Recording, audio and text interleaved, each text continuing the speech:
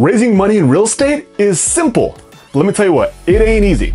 And so from somebody who just raised $4 million in 2022 alone, I can tell you that there's a couple things that you must know before you start raising money. And so in this video, I'm gonna share with you the 4 questions that you need to answer that every investor you're talking to is asking in their head, but not with their mouth. So without further ado, if you like this video, you better smash that like button, subscribe to the channel, and let's dive into today's video.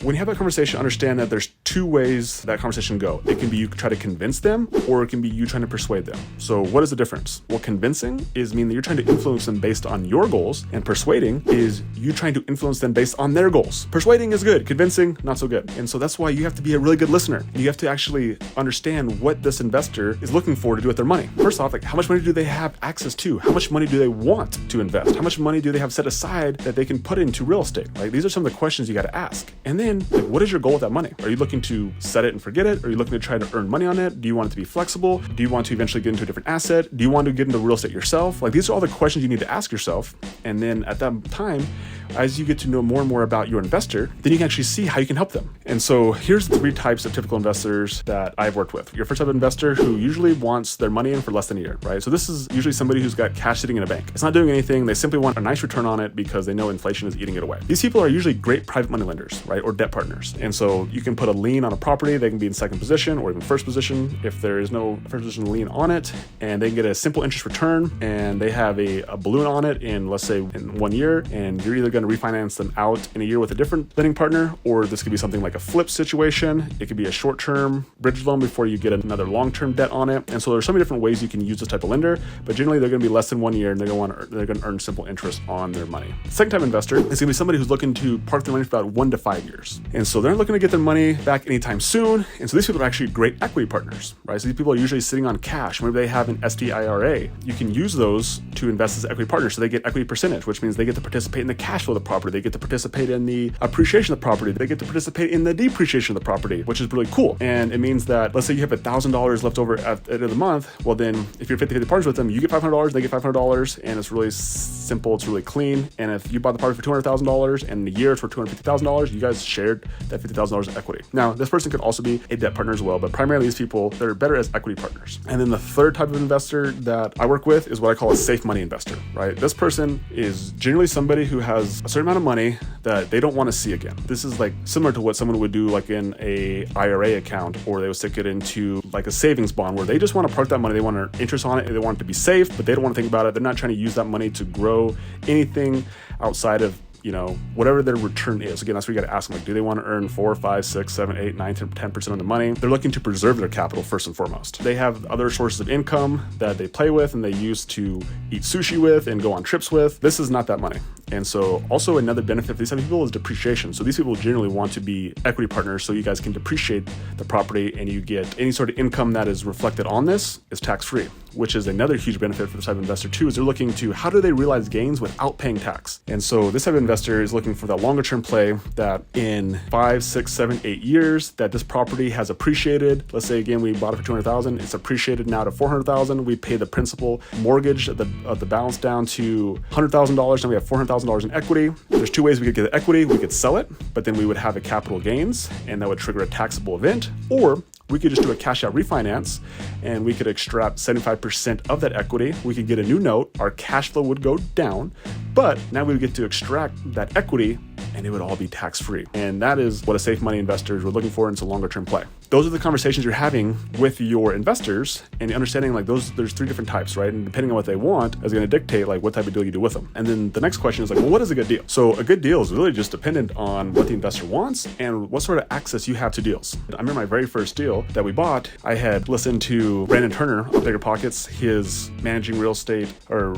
his rental portfolio book. And that's what he said. There's like 10% double-digit return was good. And I got 9% my very first deal. And I was like, this is awesome. I was so excited about it. And fast forward now to 2022, like I won't even look at a deal unless it's 25 to 30% cash on cash return. And that's just because my standards have went up. And at the same time, I am sharing this equity, I'm sharing this cash flow with other people as well. And so if you're doing a deal by yourself, your cash on cash return is going to be different. Whereas if you have partners, then your cash on cash return generally needs to be higher because you're trying to divide this cash flow, this equity amongst multiple people. So I always look for better deals. And so when it comes to actually raising the money, so here's a cool little nuance that I've never heard anyone talked about before. So if you like this, like, let me know, because this I think is something that you only know this if you actually have raised money before. So what happens when you're sitting across from the table and the person's like, yes, Logan, I have $150,000 and I am ready to invest with you. Like, do you take that $150,000 right away? The answer is, it depends, but usually the answer is no. And so what you'll say is that you'll just basically get a commitment saying, okay, you want to invest $150,000 and you're looking to be equity partner and you're looking for a type of deal where if you have your money in for 5 to 7 years, and then how we'll get the money out is we'll do a cash out refinance, and then at that moment you can decide to stay in the deal, or you can take that money and you can take it, you can invest in another deal, or you can go buy sushi with it, right? So you basically have this verbal upfront agreement, and then all of a sudden you get a deal across your desk that meets this criteria. Then what I do is I'll say, hey, John, I have this deal. Here it is. Here are the numbers on it.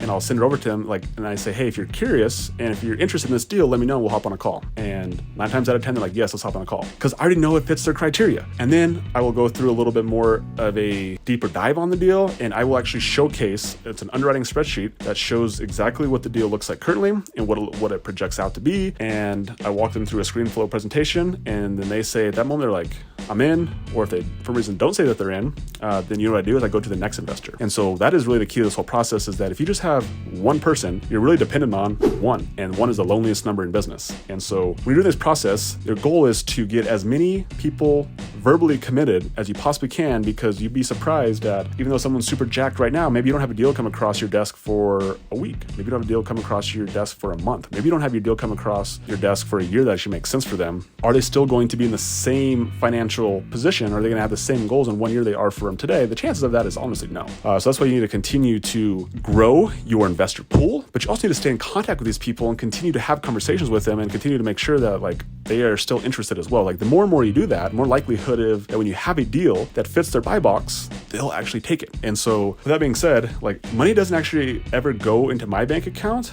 until either after the transaction's closed or until we're in the middle of a transaction. If we're doing an open transaction, it'll go straight into the open escrow account that we have. Sometimes I will buy the deal with my own money and then they will pay me back, just depending on whether they're coming in and out of the deal. But usually I will not sit on someone's money and then go find a deal. Now, I have done that, but 99% of the deals that I have done is that they just give me a commitment, and then once we find the deal, they wire the money to escrow, or then I'll close on it and they'll wire me the money.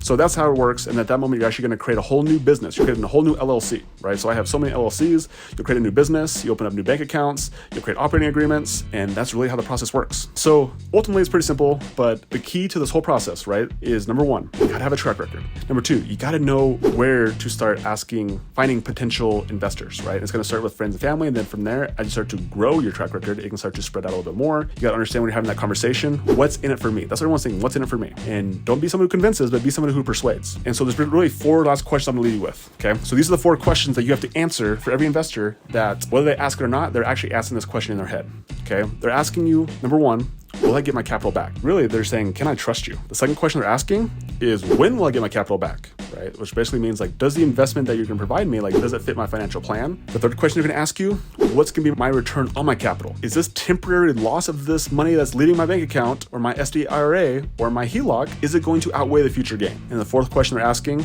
is, what sort of effort is required of me, right? Like, what's expected of me? Like, is this something that's 100% passive? Am I supposed to be active in this? Do I have to be a decision maker? And so those are the 4 questions you need to ask, or excuse me, that you need to answer, that every investor is asking. Are you freaking excited to go raise some money now that you got a track record behind you? So here's what I want you to do.